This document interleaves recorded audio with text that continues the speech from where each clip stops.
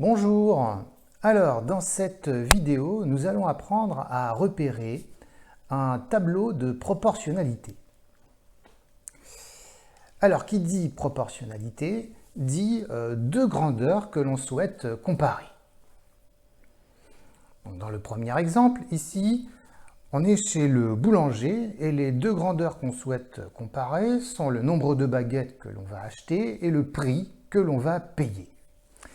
Et on souhaiterait savoir si ces deux grandeurs sont proportionnelles.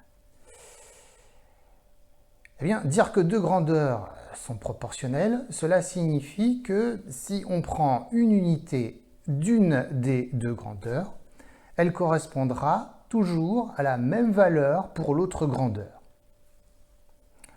Dans l'exemple, ça veut dire qu'il faut vérifier que quand on achète une baguette, on paiera toujours le même prix.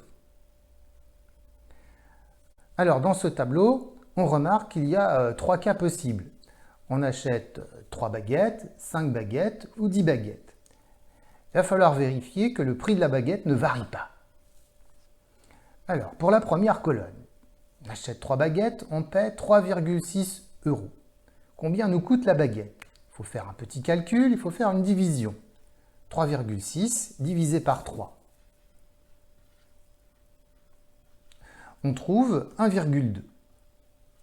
Donc ça veut dire que chez ce boulanger, si on achète 3 baguettes, on va payer 1,2 € la baguette.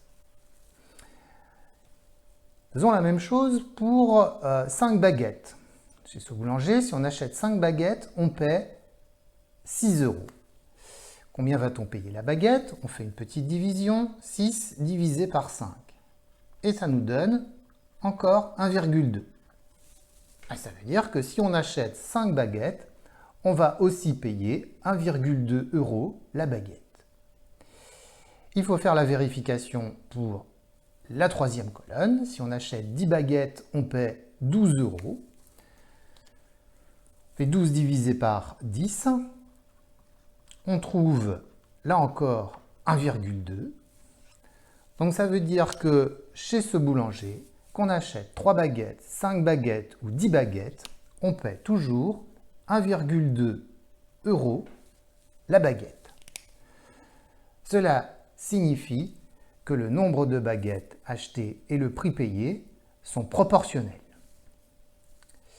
Et le nombre qu'on a trouvé en effectuant les 3 divisions s'appelle le coefficient de proportionnalité. Et en fait, il correspond au prix d'une baguette. Donc ce coefficient de proportionnalité, on l'écrit très souvent dans une bulle sur le côté. Donc c'est le nombre qui permet de passer de la première à la deuxième ligne par une multiplication. Donc voilà une première situation qui était une situation de proportionnalité. Alors, prenons maintenant un deuxième exemple. On n'est plus chez le boulanger, mais on est chez le pâtissier, où on achète des tartelettes. Et on voudrait savoir si le nombre de tartelettes qu'on achète et le prix que l'on paie sont proportionnels. Eh bien, il va falloir vérifier que le prix de la tartelette ne varie pas. Si on regarde la première colonne, on remarque que si on achète 3 tartelettes, on paie 15 €. Quel est alors le prix d'une tartelette? On effectue une division, 15 divisé par 3, et on trouve 5. Donc chez ce pâtissier, si on achète 3 tartelettes, on va payer 5 € la tartelette. Si on regarde maintenant la deuxième colonne, on remarque que si on achète 5 tartelettes, on paie 20 €. Quel est le prix d'une tartelette? On effectue une division, 20 divisé par 5. Et on trouve 4. Ce qui signifie que si on achète 5 tartelettes, on va payer 4 € la tartelette. On remarque que le prix d'une tartelette a varié.